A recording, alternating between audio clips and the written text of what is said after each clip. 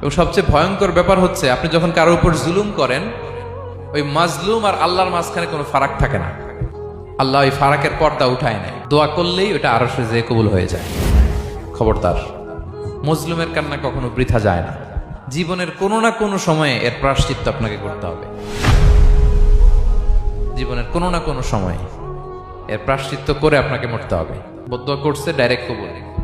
খবরদার আমার পেনাঙ্গের ভাইয়েরা, আমরা যেন জালিম না হই।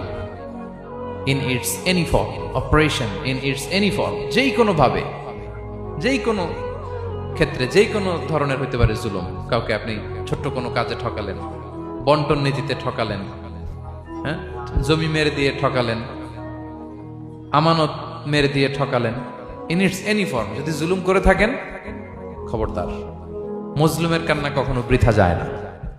জুলুম শুধু আমাদের জন্যই হারাম না, আল্লাহর জন্য